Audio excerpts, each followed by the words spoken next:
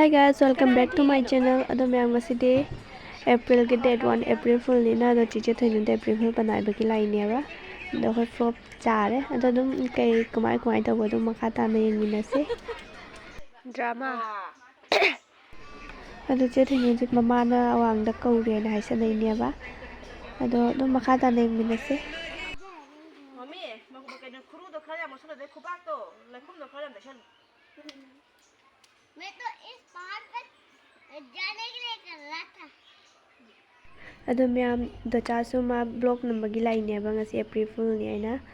Ado engon da ma April Fool banai ba nga hong drai na do cha nang April Fool banai ba gi blog number lai na ma engon da fu ra ga tu min na klai ba tu mi lai ai na. To makha ta ne min nar se kai hoi ba.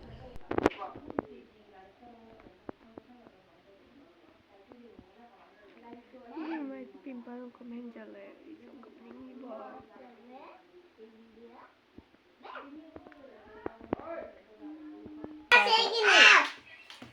Saya pai itu dina.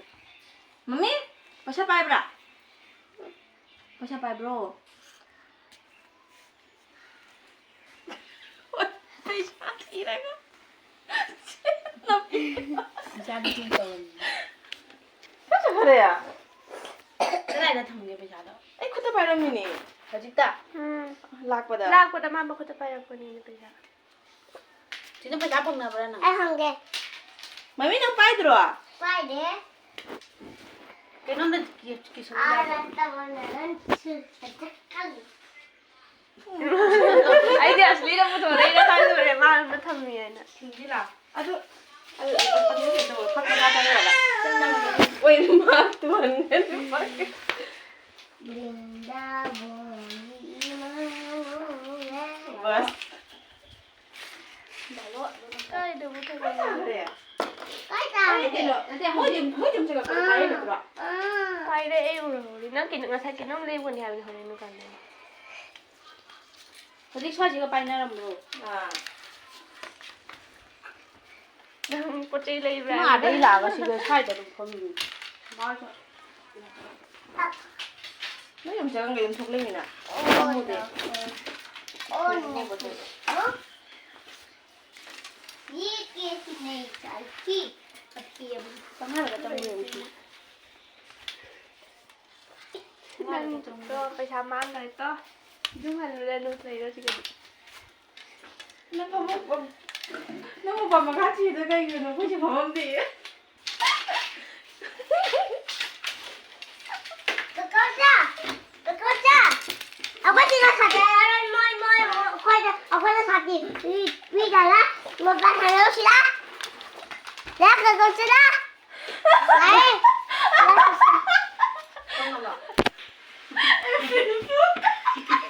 Everyone sorry ni.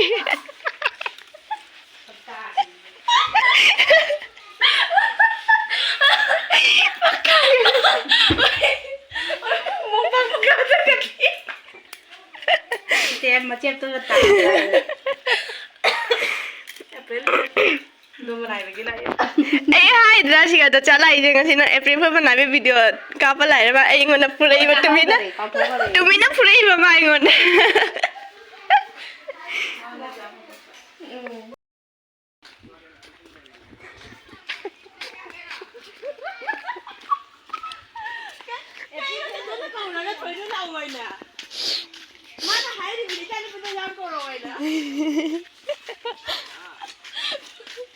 Loi flop cha đấy bây giờ.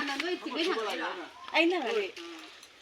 मैं तो यहाँ Nak kita kau cu. Mami nak kena sini. Kau jangan nem dah. Thấy nơi nó thốn rồi thì khăng ngay đâu.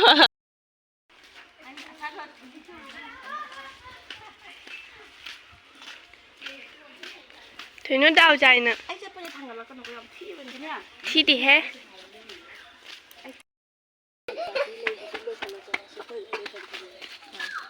Tôi đi trả ra rồi. Em tu. Anh tu ngapa?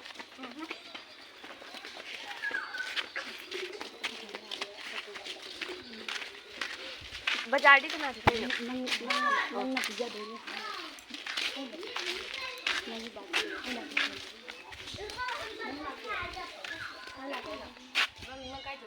ꯀꯣꯏꯕ ꯂꯥꯛꯏꯅꯤꯅ ꯑꯩ ꯊꯣꯛꯈꯤꯗ꯭ꯔꯕꯅꯤ ꯊꯦꯡꯉꯦ ꯊꯣꯛꯂꯛ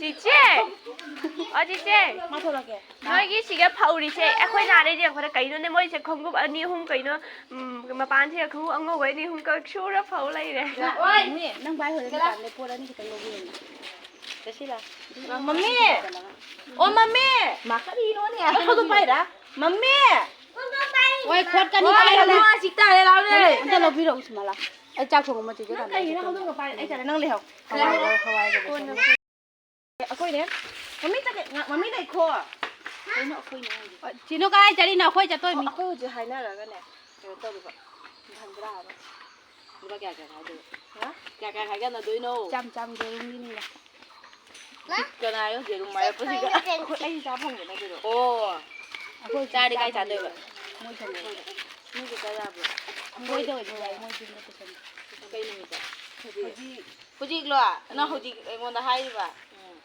ꯄꯩꯁꯥꯗꯣ ꯀꯣꯟꯅ ꯄꯤꯔꯁꯨ ꯌꯥꯏꯅ ꯂꯣꯏꯁꯜꯂꯣ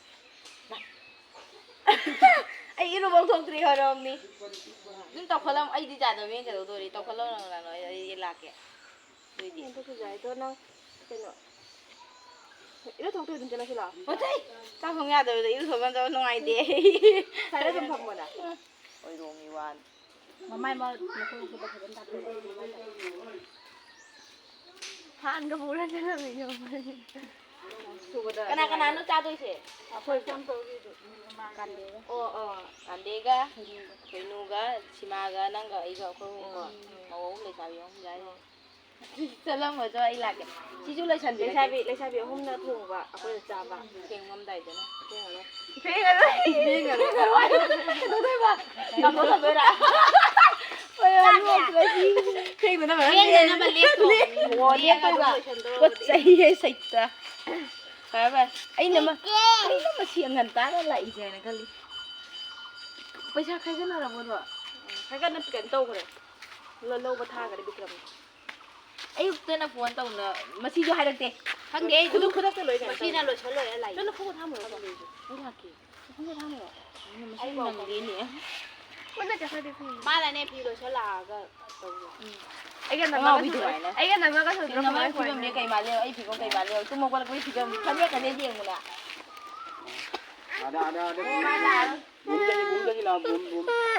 ꯑꯣ ꯆꯥꯔꯣꯏꯗꯣꯏ ꯑꯩ ꯏꯅꯦꯝꯒ ꯍꯥꯏꯌꯨ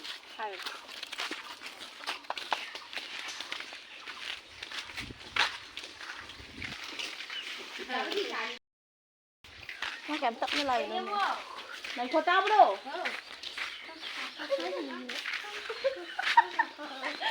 ꯄꯨꯔꯥ ꯃꯋꯥꯗ ꯀꯧꯕ ꯑꯗꯨꯃꯥꯏꯅ ꯉꯥꯏꯀꯣ ꯍꯥꯏꯔ ꯊꯤꯅꯨ ꯂꯥꯛꯑꯒ ꯑꯩꯈꯣꯏ ꯇꯥꯃꯣ ꯌꯦꯔꯨꯝꯗꯔꯣ ꯌꯦꯔꯨꯝꯗ ꯌꯥꯎꯔꯦ ꯌꯥꯎꯔꯦ ꯃꯆꯥꯇ ꯆꯠꯗꯤ ꯀꯔꯤ ꯀꯔꯥꯡ ꯆꯠꯂꯗꯤ ꯑꯣꯏꯅꯦꯃꯣ ꯃꯟꯅꯥ ꯆꯥꯖꯦ ꯍꯧ ꯂꯩꯔꯦ ꯑꯃꯅ ꯗꯖꯥꯔꯟꯖꯅ ꯖꯦꯔꯨꯝ ꯃꯟꯗ꯭ꯔꯥꯅ ꯃꯥ ꯃꯌꯨꯝꯗ ꯖꯦꯔꯨꯝ ꯆꯥ ꯐꯪꯗꯦ ꯃꯣꯏꯗ ꯄꯩꯁꯥꯒ ꯈꯥꯏꯒꯗꯅ ꯃꯥ ꯖꯦꯔꯨꯝꯒ ꯂꯩꯍꯟꯒꯔꯦ ꯃꯥꯅ ꯂꯣꯏ ꯇꯧ ꯂꯣꯏꯔꯝꯃꯦ ꯑꯗꯨꯒ ꯍꯧꯖꯤꯛꯇ ꯂꯥꯛꯑꯒ ꯑꯩꯒ ꯅꯃꯒ ꯁꯤꯃꯥꯒ ꯆꯠꯁꯤ ꯍꯥꯏ ꯁꯣꯔ ꯍꯣꯟꯗ꯭ꯔꯤꯗꯣ ꯑꯣꯍꯣ ꯉꯁꯤ ꯂꯩꯕꯥꯛꯄꯣ ꯇꯧꯔꯣ ꯆꯥꯔꯣ ꯍꯅꯨꯃꯥꯟ ꯅꯠꯇꯦꯍꯦ ꯂꯥꯏꯅꯤꯡꯊꯧ ꯉꯁꯤ ꯂꯩꯕꯥꯛꯄꯣꯛꯅꯤꯅꯦ ꯑꯩꯗꯤ ꯑꯗꯨꯏ ꯋꯥꯈꯜ ꯃꯃꯥ ꯃꯩꯅꯥꯗ ꯍꯥꯏꯗꯦ ꯑꯗꯣ ꯀꯃꯥꯏꯅ ꯇꯧꯗꯣꯏꯅꯣ ꯐ꯭ꯔꯥꯏꯗꯦ ꯆꯥꯔꯔꯣꯏ ꯑꯦꯄ꯭ꯔꯤꯜ ꯐꯨꯜ ꯑꯣꯏꯔꯦꯅ April Fool! April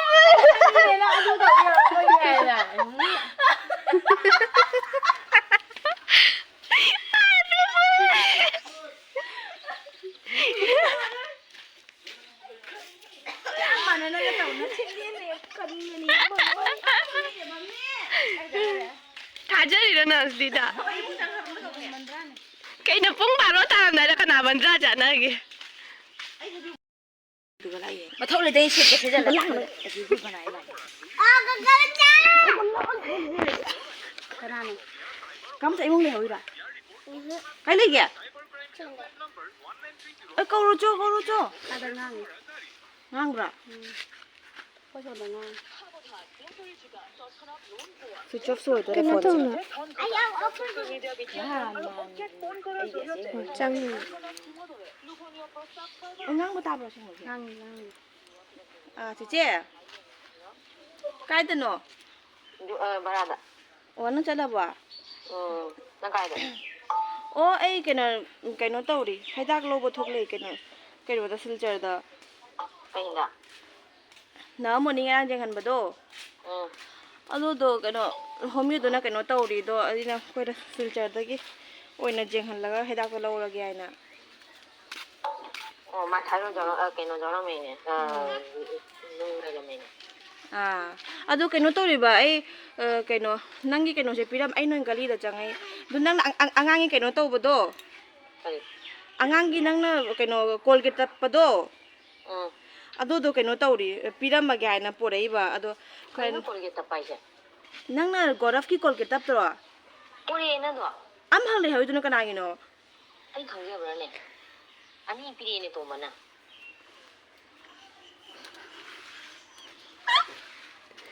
Ay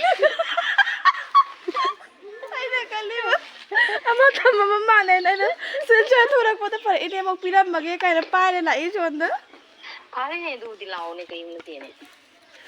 Mare do ni ai jagi tarapur kaino degi kumthare kaino do jalu par honai lai ne ba shortcut otu buli matanga ne do ORS ne hamra pata lupa manga achau pata lupa manga bibi do manga bibi de kino mai ni mari ke ngasai sana akoi gi ising na ya thak ahan thak pa do gi ne ko la ya thare ke rom hai ne kaino ne fa kaino lai tro na kayaknya aduh kang dia nang pami jangan kan anak thakpa jam ORS aku ya cingna thakpa 40 ki video jati khanga ba pata do tabra tai pata do ne mari manga ram tang lagi ro ba ai rang ni thi ha da ba ji bu phatri khanga ba adu na lagi ro ba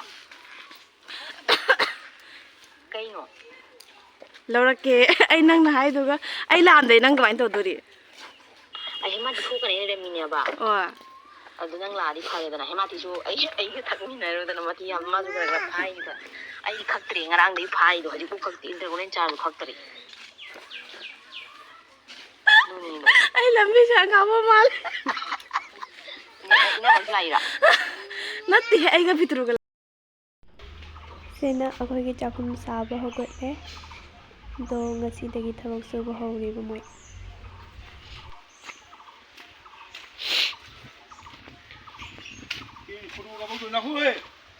Kaina.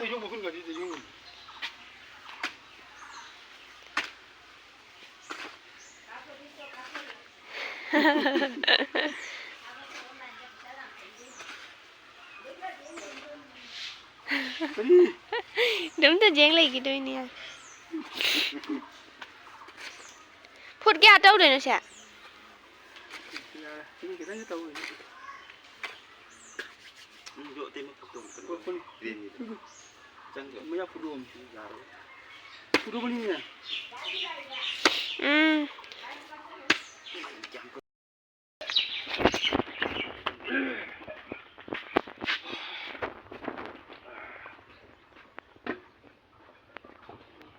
Pali phi thế chẳng chú nuông đã lấy hậu đần số mang nó thầm vào được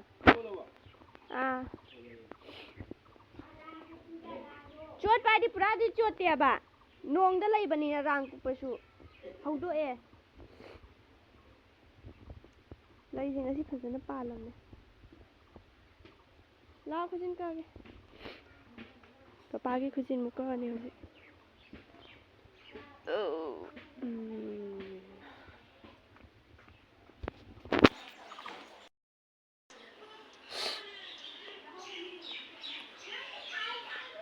Alli kuru na kaya.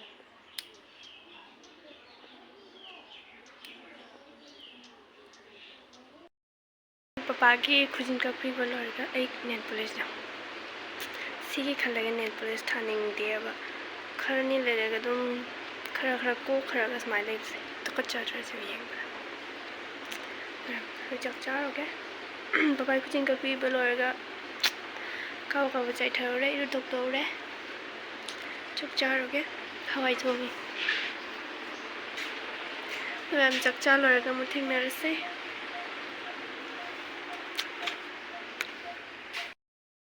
ꯃꯌꯥꯝ ꯑꯩ ꯆꯥꯛ ꯆꯥ ꯇꯣꯛꯑꯒ ꯑꯃꯨꯛ ꯇꯨꯝꯃꯨꯔꯦ ꯉꯥꯛꯇꯪ ꯑꯗꯨꯒ ꯍꯧꯖꯤꯛ ꯃꯈꯨꯟ ꯇꯧꯕꯗꯣ ꯑꯃꯈꯛꯇ ꯉꯥꯏꯔꯦ ꯖꯒꯥꯟ ꯆꯥꯔꯛꯀꯦ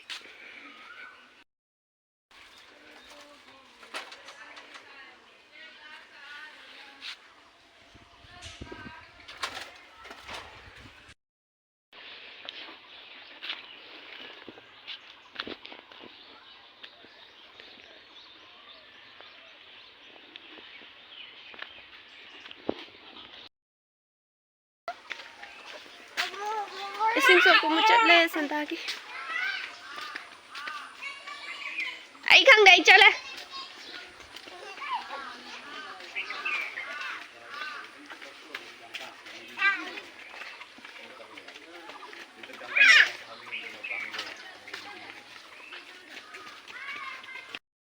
ꯀꯗꯥꯏꯗꯅꯣ ꯀꯗꯥꯏꯗ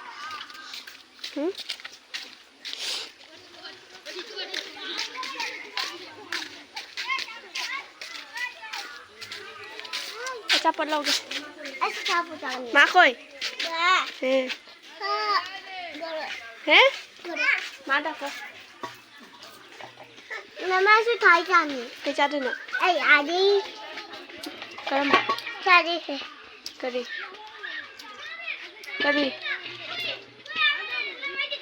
करी आदे से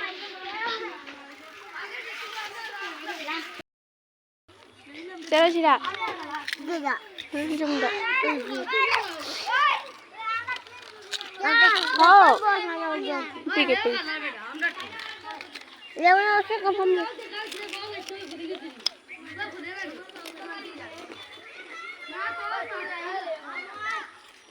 चला चलो कई तो रही ना कई तो रही ना lao chesla mama khẩu ra ni lao papa la ni lao la ni lao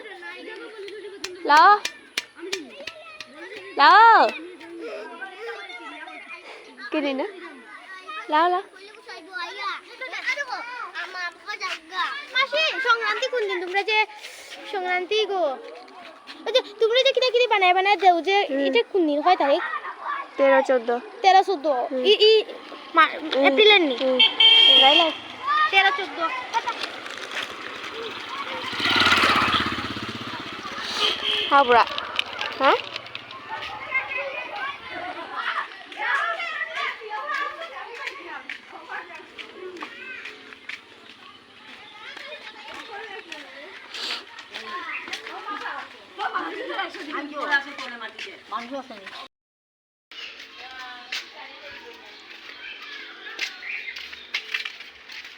Mama, aku sih kayak apa nih? Hah? Ay laki, maning pura ke maning, mana maning.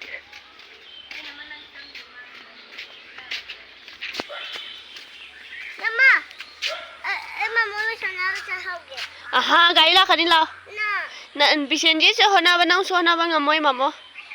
mana ngami? Lawa, Nah, mama hai dok ke dodi. Hai ni ne ono phone to pare hai dok to mi. Hai lai. Ni ne ono to kise ya bata ki jang lai ki.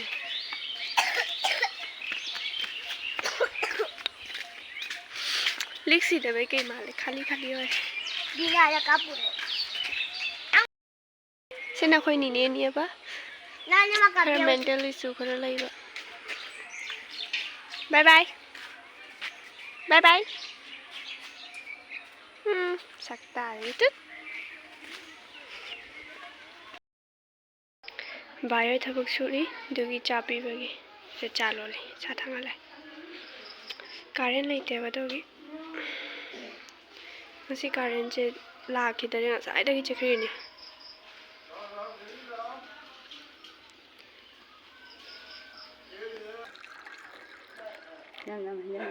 Chang.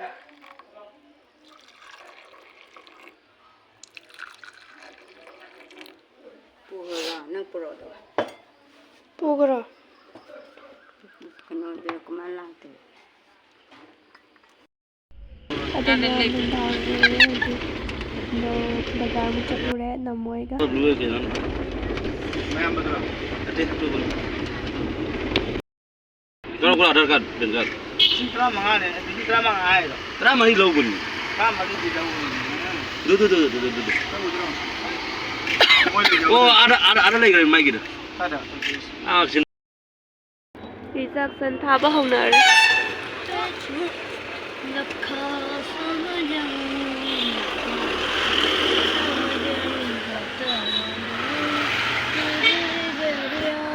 Bedsheet do क्या क्या आता फिर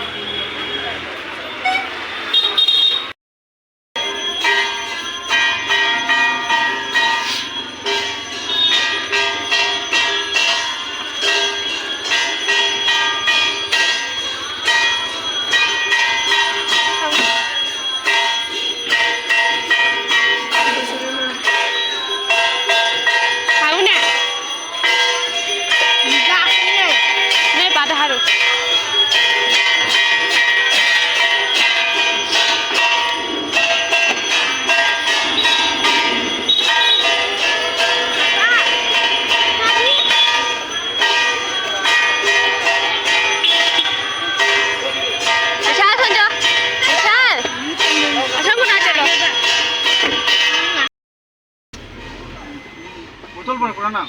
Porai. Botol malakar. Kalau phone kor mutore 11 to mutu silja itu lagu. Running one. Betul ni? Betul ni? Mat kau ni mu kotor. Mat tinjo.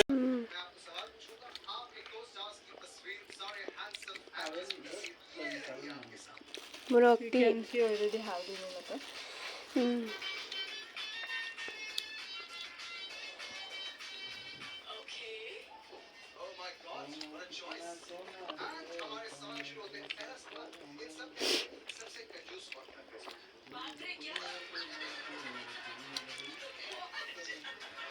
Nita selas.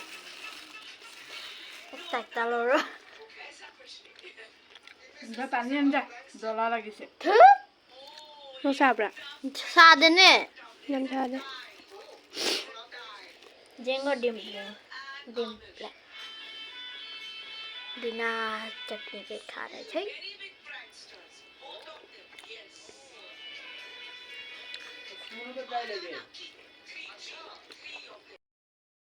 क्या करो Nang charo. मैं पहले खाया ना Mau dua kali Nepali na thong ba pot. Jadi loy na hari maka bikri tu. चारो चारो Mau dua kali Nepali na thong. Ado miyam masigi swaja loisinjarage nungai ba tardi like, share, subscribe and comment tawbiramo. Ado matang blog tumu thengnarase. Bye bye.